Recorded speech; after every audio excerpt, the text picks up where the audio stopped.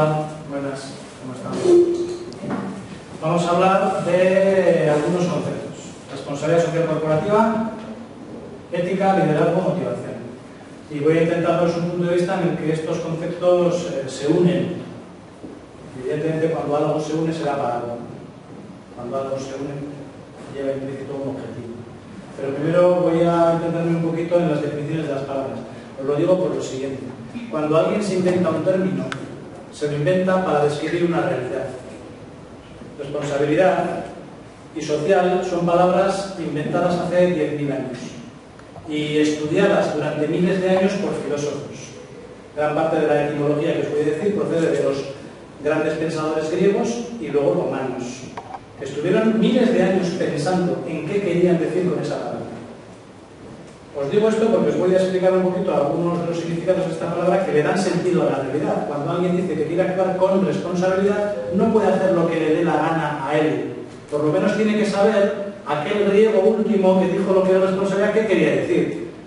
Para decir, yo quiero actuar con la responsabilidad clásica o quiero actuar con mi responsabilidad, si es que le doy otra interpretación mejor. ¿Entendéis esto? Os lo digo también porque mucha gente coge términos clásicos o términos que pretenden describir una realidad concreta y luego hacen lo contrario de lo que indica ese término. Eso, filológicamente, es difícil que lo percibáis, pero muchas veces se percibe: esto no me gusta, ¿cómo está? Y en el origen de que no me gusta cómo está el propio lenguaje. Vale, entonces vamos a ver eso que estáis viendo como una asignatura, responsabilidad social corporativa, lo que debería querer decir según ciertas acepciones, en este caso la que más me gusta, basada en filosofía y en gestión. ¿Vale? Responsabilidad. Os la descompongo. Si buscáis en el diccionario tiene varias acepciones. Yo os voy a descomponer la palabra. Habilidad para responder. Esa es la que me interesa que busquéis ahora. Responsabilidad. Habilidad para responder. El que se hace responsable de algo lo hace porque va a querer solucionar un problema dado. No hay necesidad de responsabilidad si no hay nada en que aplicarla. Habilidad para responder. Ya es un poco más concreto. Si no sé qué, si decimos solamente responsabilidad. ¿Qué? ¿Vale? Segundo, ¿para quién? ¿Quién es el destinatario? La sociedad, responsabilidad social, los agentes sociales. Las familias, los trabajadores, mis amigos, mis jefes. Yo quiero tener habilidad para responder favoreciéndoles a ellos. Porque responsabilidad para darles una patada, estamos buscando algo que genere felicidad o que resuelva un problema.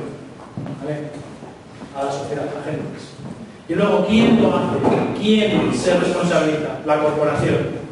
Responsabilidad social corporativa. Monto una empresa para solucionar los problemas de la sociedad. Eso es responsabilidad social corporativa. Situada ahí. ¿Y ese término cómo se puede concretar un poco más? ¿Quién decide que la interpretación sea esta? Lo tiene que decidir la propiedad de la empresa, los propietarios, los socios, los accionistas, como les queráis llamar, lo tienen que decidir. Si lo deciden, pueden decidir tomar esta interpretación o no decidir ninguna interpretación, o decidir una interpretación totalmente contraria a la que acabo de decir. La realidad en la que se convierta la empresa va a ser totalmente diferente.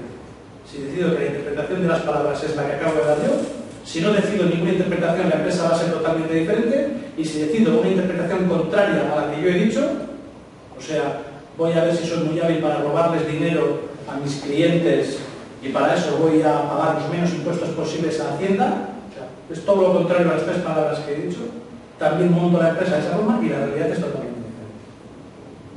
¿Es todo lo que queréis? Simplemente dándole significado a las palabras. Supongamos, que es mucho suponer, que los dueños de una empresa inventada en concreto han decidido hacer la interpretación que yo os he dado. Habilidad para responder y satisfacer los problemas de la sociedad a través de mi montaje empresarial. Bien, pues el siguiente punto que viene es: ¿y en qué me apoyo yo? ¿En qué me apoyo yo para hacer esto? Bueno, hay varios apartados que podemos meter aquí, pero voy a coger uno solo. Me voy a apoyar en la ética. Y de nuevo voy a meter aquí un poco la ética. La ética Es una guía de comportamientos, pero lo vais a ver más concretamente en una presentación para ir viendo qué incluye esa ética y esa ética a qué me lleva. Pero actuar con ética es una segunda decisión, no es la primera decisión, es una segunda decisión. Os anticipo que la mayor parte de las empresas que tenemos a nuestro alrededor no piensan nunca nada en esto. Eso de la planificación estratégica es mentira. La gente que prevea lo que va a hacer la semana que viene no existe. Eso, desgraciadamente, la gente vamos todos a salto de mata. Pero cuando alguien de verdad se decide a planificar, pues bueno, ocurre una serie de cosas especiales y hay un proceso que permite anticipar el futuro y crearlo. Bien, una de esas claves es la ética. Lo voy a poner aquí para que la veáis.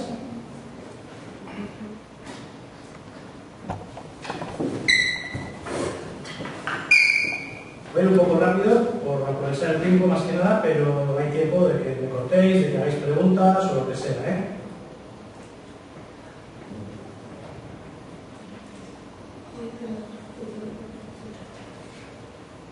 ¿Se ve o se lee? Lo voy a ir comentando, ¿eh? La palabra ética fundamentalmente se asentó en Grecia. Ellos hicieron los primeros estudios sociales. En realidad venían ya de las primeras ciudades hace 10 o 12.000 años, ya venían algunos comportamientos, pero ellos hicieron unos estudios escritos bastante importantes, ¿no? El término ética proviene del griego ethos. Ethos, que tiene dos sentidos fundamentales. En su sentido más antiguo significaba residencia, morada, lugar donde se habita, el pueblo, ¿vale? Morada en este sentido. Luego, la significación más usual ahora hace referencia al modo de ser o al carácter, que se va adquiriendo, que se va logrando. Ese es quizá el punto más obviado muchas veces por muchas personas. Y lo dijeron los griegos 2.000 o 3.000 años antes de Jesucristo. El modo de ser o el carácter se va adquiriendo, se va logrando, se puede moldear, se puede aprender. Lo contrario lo dice mucha gente para justificar su pereza. ¿Vale? No, es que yo ya no puedo cambiar. Yo soy así. Yo soy yo y mis circunstancias. Hay cantidad de excusas por ahí. Se utilizan frases de ese tipo para intentar definirnos, pero en realidad lo que está escondiendo es una excusa para no afrontar algo a lo que tienes que responder. No afrontar un reto al que tienes que dar respuesta.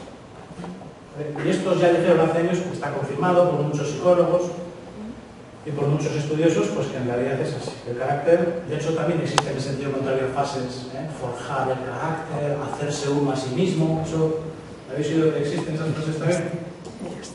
Y parece que son lo contrario de yo soy yo y mis circunstancias. Yo ya no puedo cambiar. Bien, esta idea de carácter viene confirmada por la etimología del término moral. En un primer momento era morada. Claro, cuando se pusieron a revisar todo aquello de lo que depende la propia morada, el color de las paredes, el número de habitaciones, vieron que en realidad depende de tu residencia interna, de tus experiencias pasadas, de tus expectativas sobre el futuro, cada uno pone su residencia. Entonces, vieron que la moral reside dentro. Esa morada externa en realidad reside dentro. Y un poco la vuelta de tuerca que dieron al término viene por ahí. Ese término ética se convirtió rápidamente en moral desde ese punto interno. Y los romanos adquirieron ya el término moral. La palabra latina es mos moris, que representaba los sentimientos, las costumbres y el carácter. Sentimientos, costumbres y carácter. Y no olvidéis que estoy hablando de cuestiones relacionadas con la empresa. ¿Vale? Vale, la ética, por lo tanto, se fundamentan por lo que hace al ser humano feliz para orientar a ese fin su conducta individual o colectiva. Se pretende modificar la conducta, orientarla,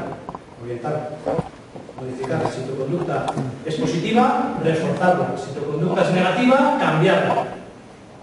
¿Vale? Luego hay cierta influencia, cierta gestión del comportamiento. El término lo vemos entonces. Es importante esto en el sentido de que si no aclaramos los términos cuando se va a hablar de un tema, y yo digo una palabra, para mí esa palabra significa una idea en la mente y esa misma palabra a otra persona puede significar una idea diferente e incluso la contraria. Entonces no avanzamos nada en la discusión, en la negociación o lo que sea. Hay que aclarar y significar los términos. Y como veis, algunos términos pueden significar cosas diferentes. Entonces hay que escoger el significado que nos interesa. ¿Vale? Bien.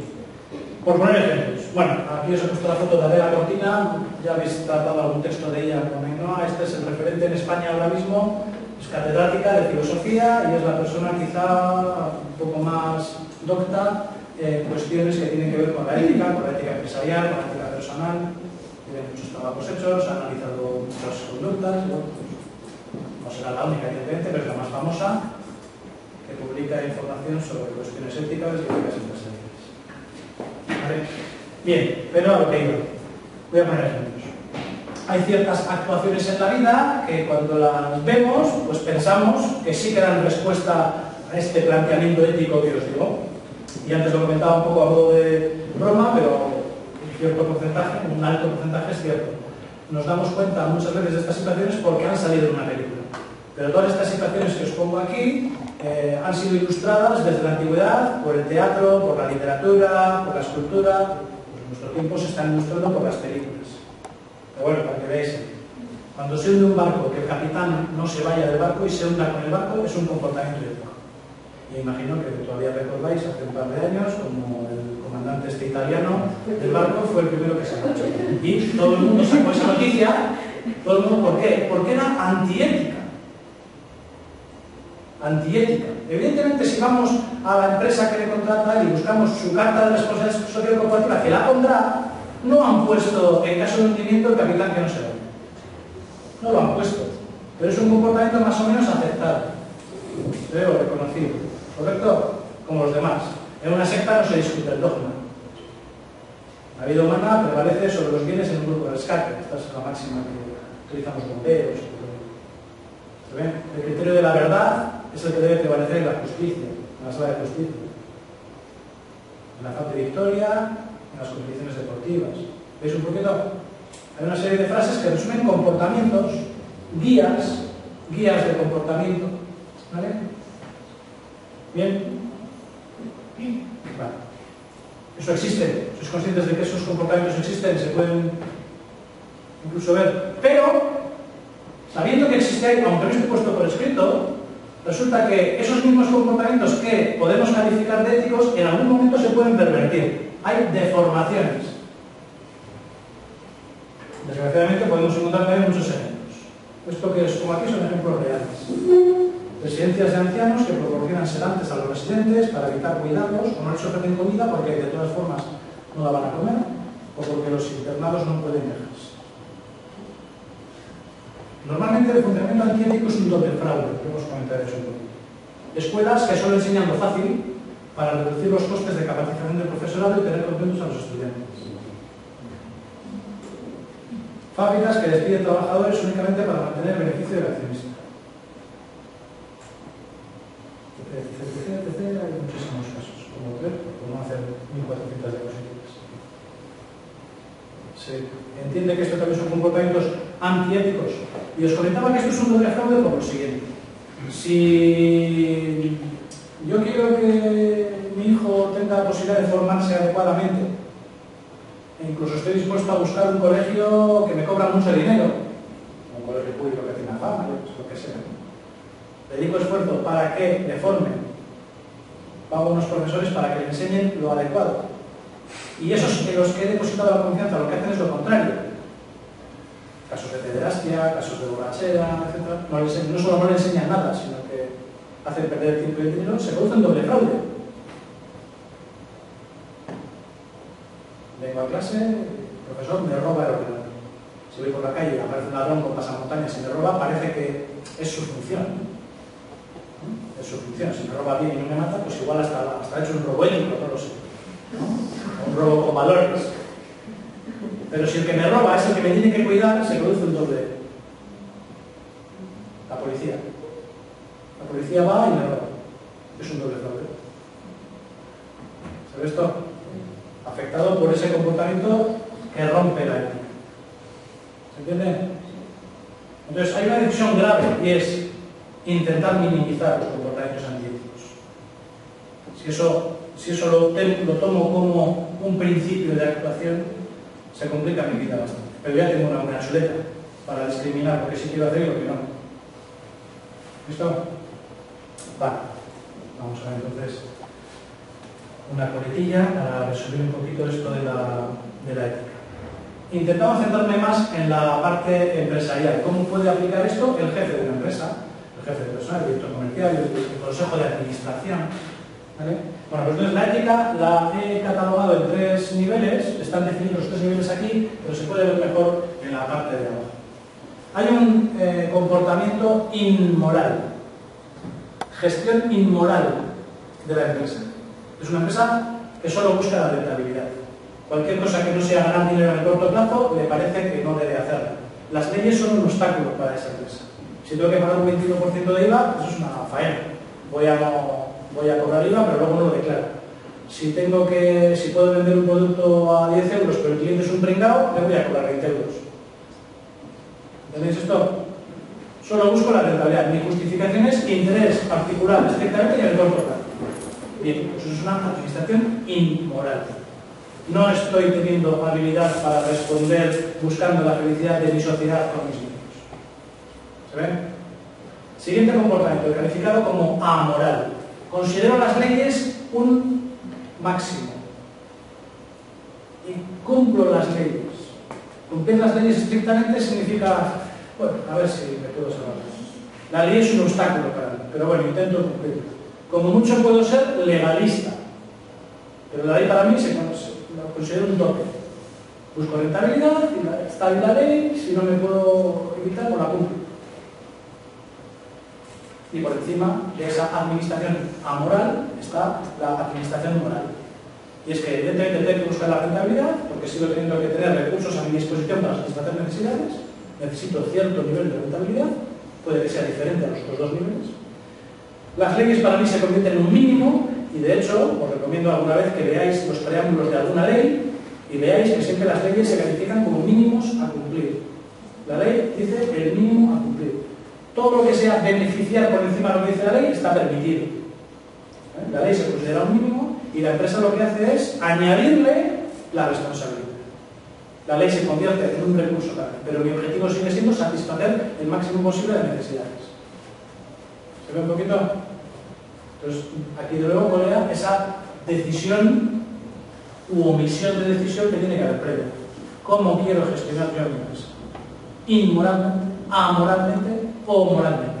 Y si no tomo ninguna decisión, ¿cuál es la decisión?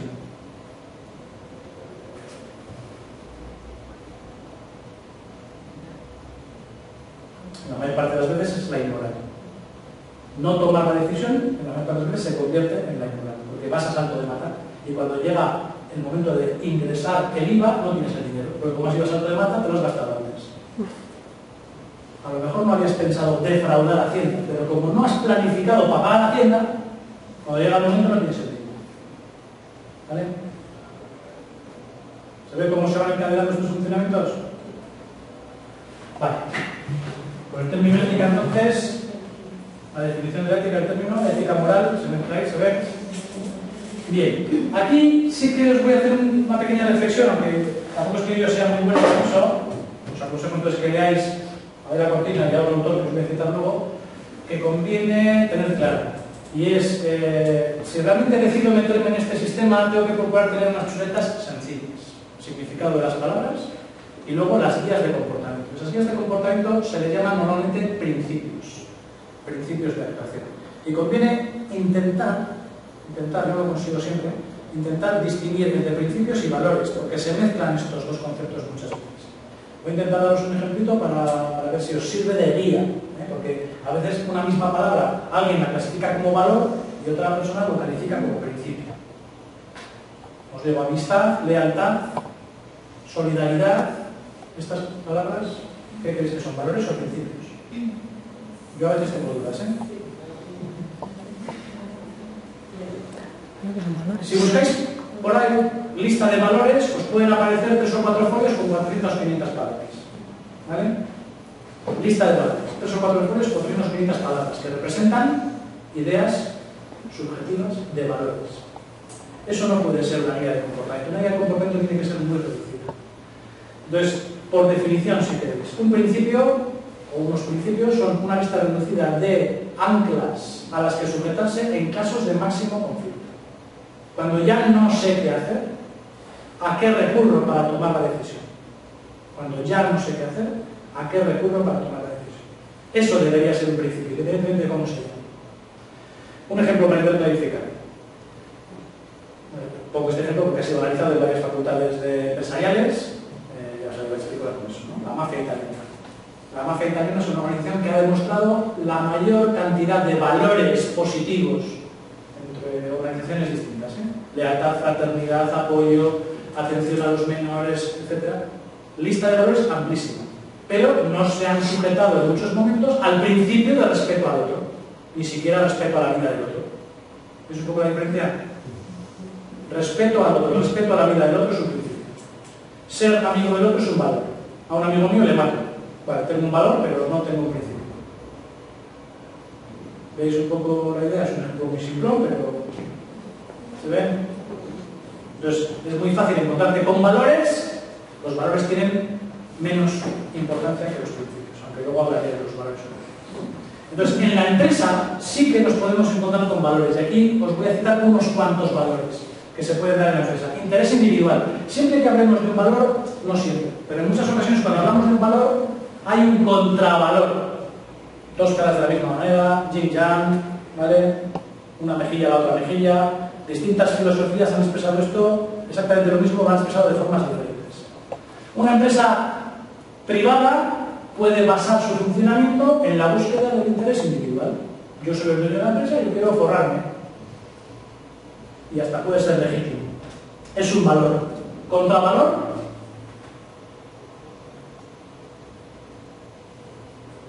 ¿Contravalor del interés individual?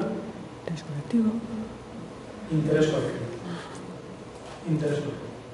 Si yo actúo para interés individual, mi comportamiento va a ser el mismo que si actúo para interés colectivo. ¿Veis que, en cambio, los dos valores son valores respetables? Valores, no son principios. Valores. ¿Correcto? Sigo. Otro que nos podemos encontrar. La eficiencia. Búsqueda del máximo resultado con el mínimo uso de recursos. Eficiencia. ¿Vale? Propiedad. Maximización del beneficio, incremento del crecimiento continuo, que es por el estilo. Motivación. ¿Cómo? Confianza. Imagen corporativa. Tiempo. Gestión del tiempo. Actuación, planificación. Libertad individual. Utilitarismo. Utilidad. ¿Vale? Entorno. Justicia. ¿Vale? La lista de valores puede crecer. Y si yo baso mi gestión en valores, que puede ser hasta un cursillo de un máster de una facultad, pues yo os digo, opinión mía ya, me estoy equivocando. Porque los valores pueden inducirme a comportamientos no éticos. ¿Vale?